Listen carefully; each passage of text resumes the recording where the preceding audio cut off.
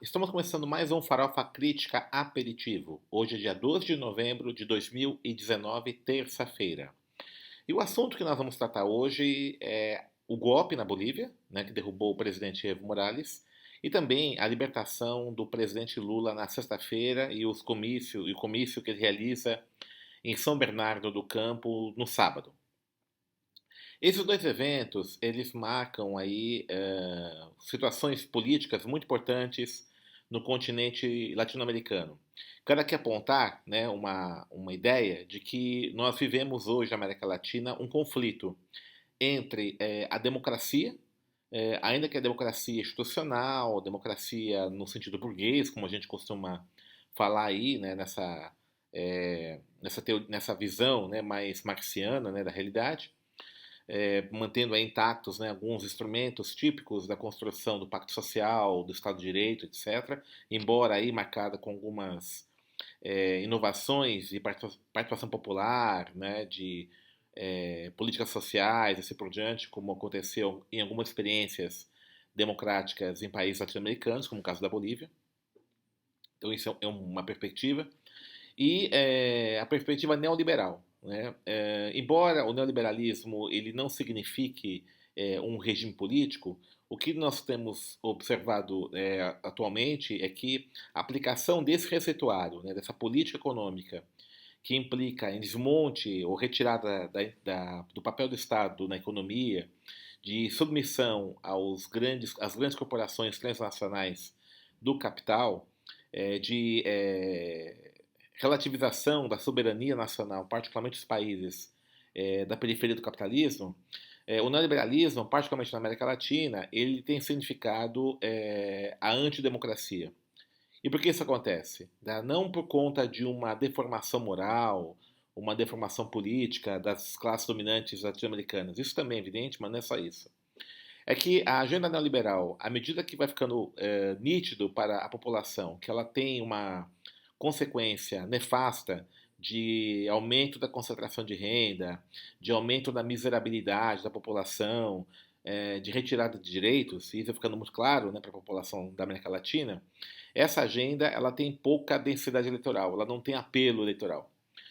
Então, um candidato que abertamente defende essa agenda num pleito eleitoral ainda dentro dos marcos da democracia burguesa tem dificuldades de se eleger. E também todo o rito processual no Congresso, né, parlamento e assim por diante, né, todo esse processo ritual também conta a dificuldade de implementação dessas reformas. Nós estamos observando isso no Brasil, né? Ainda que nós tivemos aí a vitória da extrema-direita nas eleições de 2018 e um Congresso ainda majoritariamente conservador, né? A esquerda é minoria no Congresso Nacional, no Parlamento Brasileiro, o que a gente observa, né, que essa agenda, as políticas, as reformas neoliberais que esse governo tem apontado, mais radicais, né, exigem, estão sendo implementadas, evidente, mas com muita dificuldade, né, exigem negociações constantes, há resistências e assim por diante. A gente observa que não é uma agenda tranquila de se implementar dentro aí dessa normalidade institucional da democracia burguesa. Ora, o que fazer então diante disso? Né? Para o grande capital, para a grande burguesia transnacional, né, e para as oligarquias que estão associadas a esse grande capital transnacional na América Latina, a aposta é em saídas autoritárias, a aposta é em saídas golpistas. Vai desde, por exemplo, o golpe parlamentar, midiático, judicial que ocorreu em 2016 no Brasil, que retirou a presidenta Dilma e implicou uma série de modificações aí na Carta Constitucional, como, por exemplo, a imposição aí do teto de gastos que tem trazido problemas sérios, né, para você manter políticas públicas. Mais tarde, depois a criminalização da esquerda, da política, que levou à eleição do presidente de extrema-direita Jair Bolsonaro em 2018, a disseminação de fake news, que criou um clima aí de criminalização do PT, de toda a esquerda brasileira, assim por diante. Então, isso é um modelo de golpe, né, que aparentemente mantém as instituições funcionando, mas, né, vai interrompendo, né, vai criando exceções no funcionamento dessas instituições. Basta ver, por exemplo, toda a prática do lawfare, né, no caso da Lava Jato, do judiciário brasileiro. Então isso é uma forma de golpe, como aconteceu também no Paraguai, também é a mesma coisa, né? E outra forma é o golpe clássico, como aconteceu na Bolívia, né, quando você teve aí a vitória do Evo Morales nas eleições presidenciais, e ainda que ele aceitasse, né, uma auditoria da OEA, que até propusesse a realização de novas eleições, tendo em vista que a OEA aponte irregularidades e assim por diante, ainda assim, né, as forças reacionárias da Bolívia exigiram sua saída, praticaram uma série de atentados terroristas, queimando casas, agredindo militantes do partido governista, dos movimentos sociais, praticamente expulsando, né, o presidente da República da Bolívia, né, instaurando um clima de caos ali no país da América Latina. Então, esse é um golpe de Estado clássico que nós temos, né? E também, né, a lançar mão de atitudes repressivas, violentas contra manifestações populares, como aconteceu no Chile, né? O Sebastião Pinheira, um presidente conservador, diante do descontentamento da população chilena, que foi às ruas contra o regime, né, o governo de Pinheira, lançou mão aí de repressões extremamente violentas, né, que são comparáveis, inclusive, em alguns casos, à da época da ditadura do Pinochet. Então, esse DNA golpista, esse DNA reacionário, esse DNA ditatorial, autoritário, está cada vez mais presente aí na ação política das classes dominantes. E diante disso, então, né, a defesa da democracia, dos direitos sociais, da liberdade de imprensa, liberdade de expressão, de manifestação, etc., vai ficando uma bandeira mais próxima aí do campo da esquerda. Então, essa confrontação democracia, direitos sociais, Estado de bem-estar social, de um lado, né, e golpe, autoritarismo, ditadura e neoliberalismo de outro, vai ficando mais evidente na América Latina.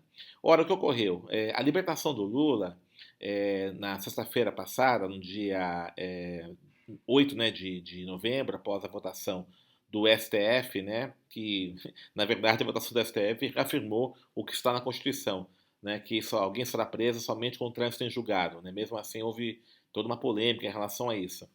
Então, a libertação do Lula criou, né, fortaleceu a oposição no Brasil. Né? Então, Lula é um líder popular que é inegável, né? Ele consegue aí mobilizar uma grande massa de pessoas, né? Ele é um símbolo, de fato, aí, da luta popular histórico. A sua libertação, né, foi um fato de grande impacto no mundo político brasileiro, né, o comício que ele realiza, né, o ato público que ele realiza no dia 9 lá em São Bernardo do Campo, foi, né, monstruoso, a repercussão da sua libertação, dos seus discursos, da sua posição política foi internacional, né, colocando o governo na defensiva.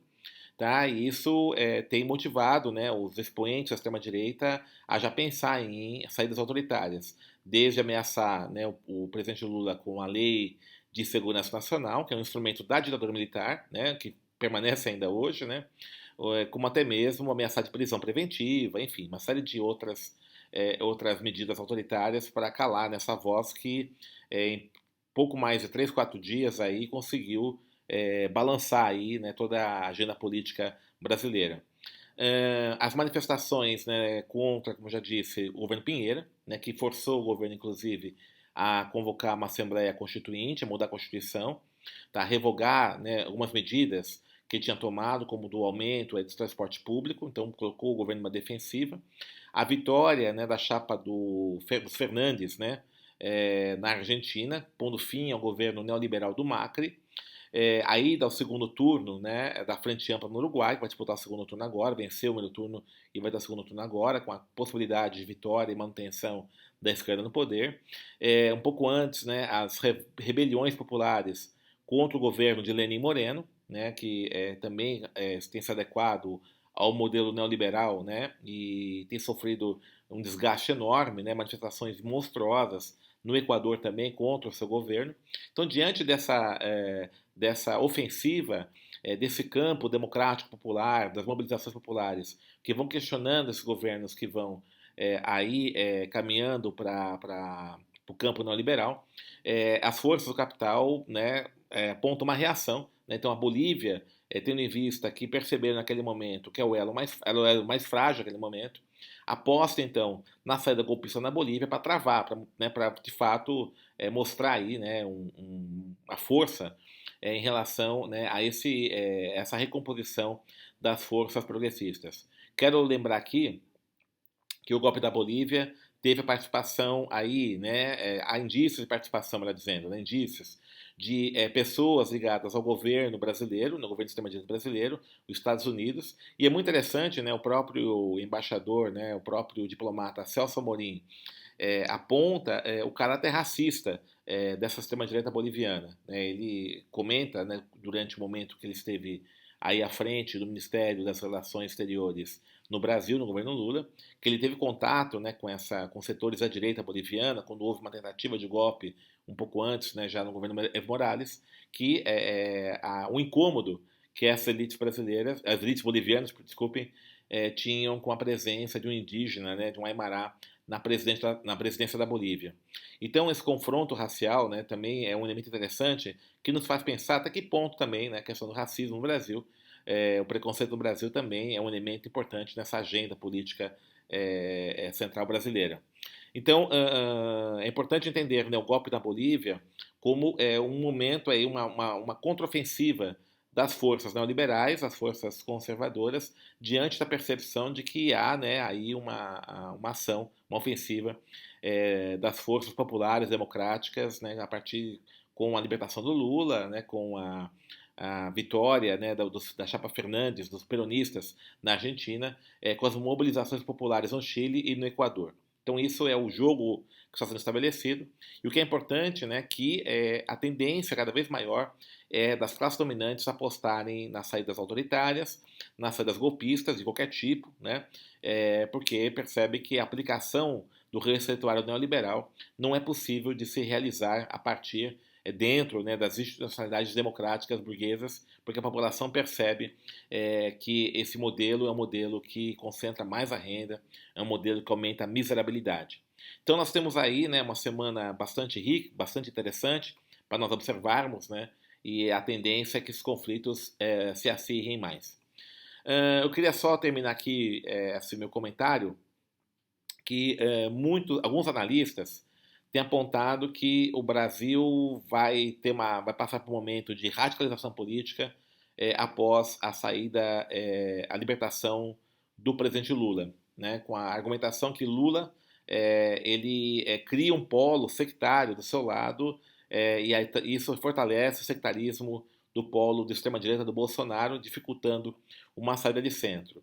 Eu acho a análise totalmente equivocada, né? Eu tenho percebido isso, alguns analistas, até alguns que eu respeito, têm feito isso, ela é equivocada, porque a radicalidade, o que eu acho melhor chamar de sectarismo político, ela tem partido das forças conservadoras, né? Elas é que têm apontado para esse sectarismo, para as saídas autoritárias, em função do que eu já disse, né, de que percebem que a aplicação desse receituário neoliberal não é possível dentro de uma normalidade democrática. Além disso, é muito difícil você pensar saídas negociadas, saídas centristas, em nações em que a concentração de renda é brutal. Tá? Então, isso é uma coisa que é panorama na América Latina. A concentração de renda é brutal e o enfrentamento à concentração de renda passa necessariamente por medidas de desconcentração de riquezas. E é claro que isso vai criar, né, conflitos, tensões muito grandes que uma saída centrista ela tem limites, né, muito objetivos para realizar. Então, a radicalização não vem, volto a dizer, a radicalidade não vem das forças progressistas. Essa radicalização, esse sectarismo vem das forças conservadoras que têm cada vez mais apoiado, apostado em saídas autoritárias. Então eu fico por aqui.